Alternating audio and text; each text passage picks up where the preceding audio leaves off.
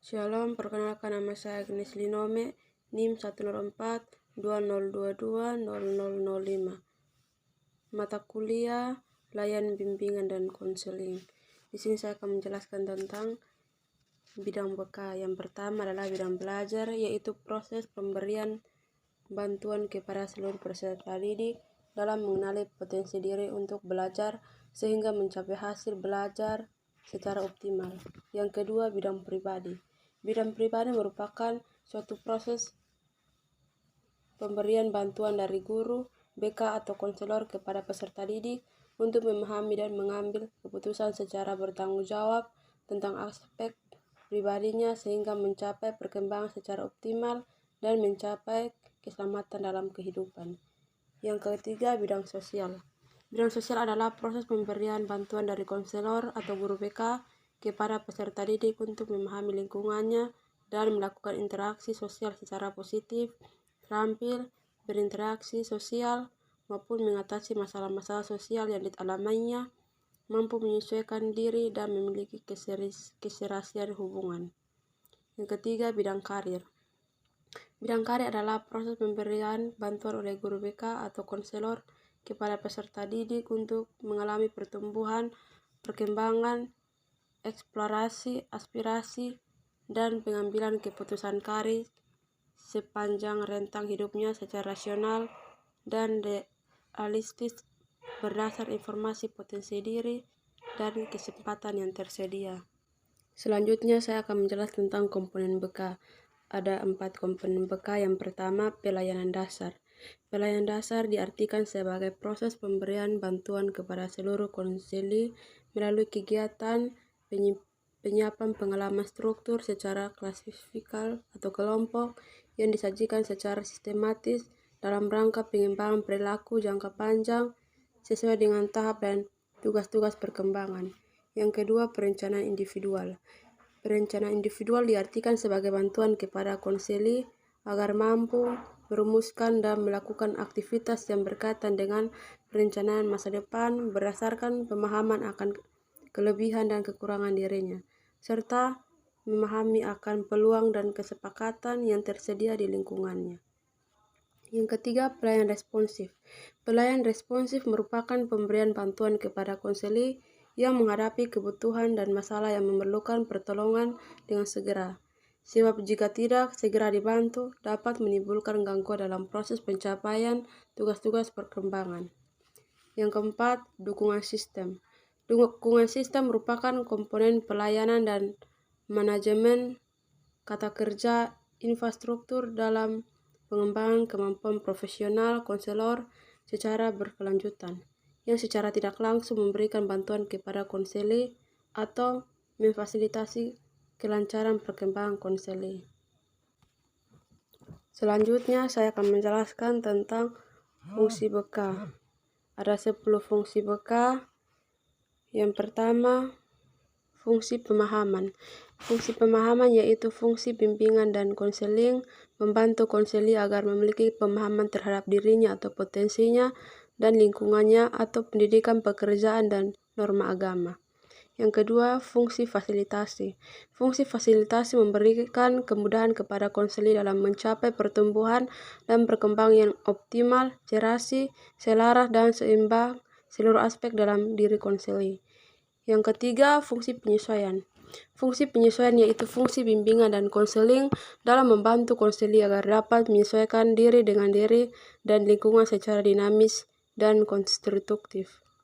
Yang keempat, fungsi penyaluran. Fungsi penyaluran yaitu fungsi bimbingan dan konseling dalam membantu konseli memilih kegiatan ekstrakurikuler, jurusan atau program studi, dan menetapkan penguasaan karir atau jabatan yang sesuai dengan minat, bakat, keahlian, dan ciri-ciri kepribadian lainnya. Yang kelima, fungsi adaptasi. Fungsi adaptasi yaitu fungsi membantu para pelaksanaan pendidik kepada sekolah atau madrasah dan staf konselor dan guru untuk menyesuaikan program pendidikan terhadap latar belakang pendidikan, minat, kemampuan, dan kebutuhan konseli. Yang keenam, fungsi pencegahan atau preventif. Fungsi pencegahan atau preventif yaitu fungsi yang berkaitan dengan upaya konselor untuk senantiasa mengantisipasi berbagai masalah yang mungkin terjadi dan berupa dengan mencegahnya supaya tidak dialami oleh konseling.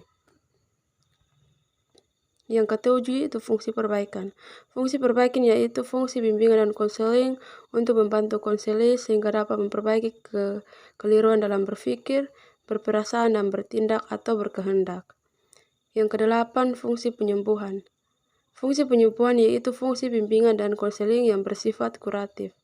Yang kesembilan, fungsi pemeliharaan. Fungsi pemeliharaan yaitu fungsi bimbingan dan konseling untuk membantu konseling supaya dapat menjaga diri dan mempertahankan situasi kondusif yang telah tercipta dalam dirinya. Yang kesepuluh, fungsi pengembangan.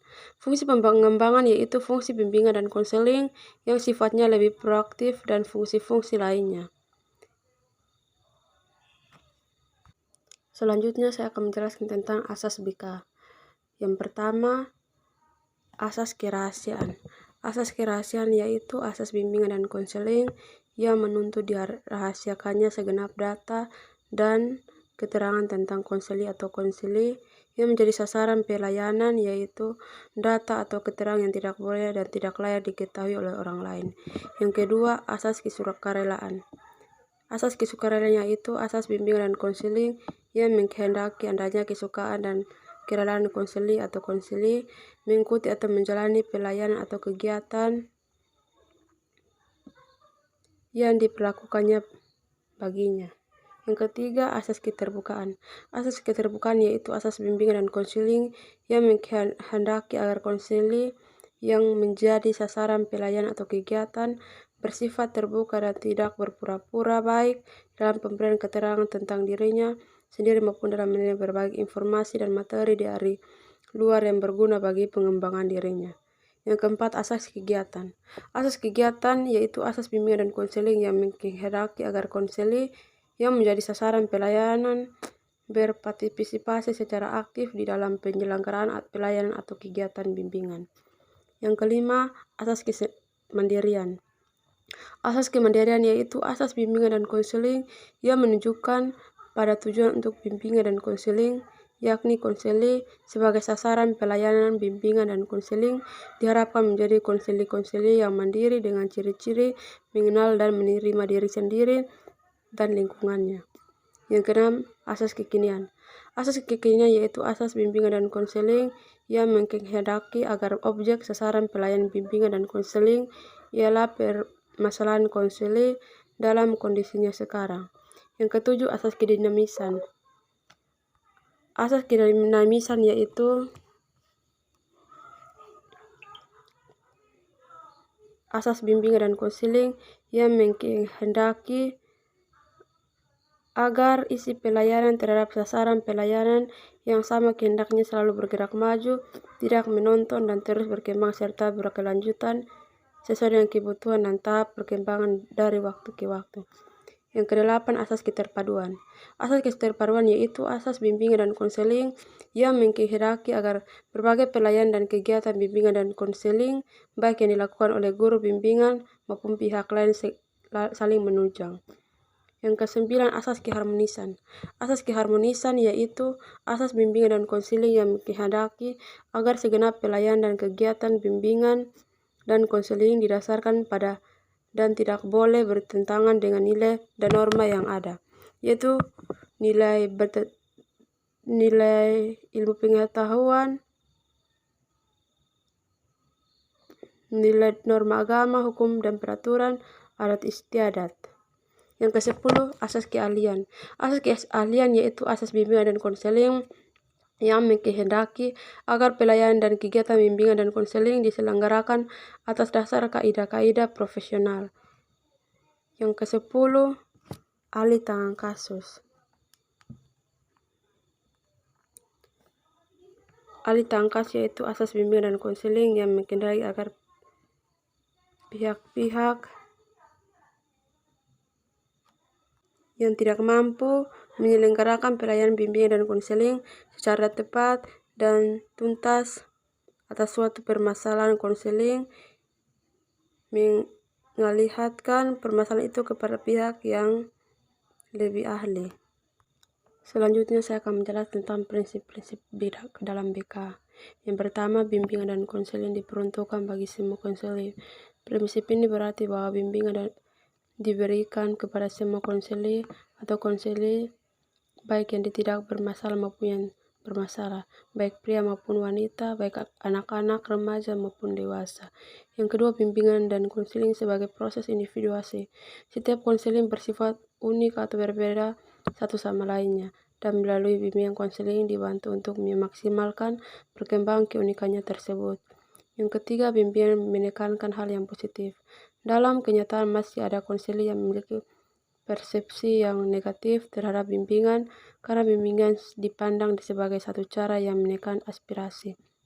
Yang keempat, bimbingan dan konseling merupakan usaha bersama.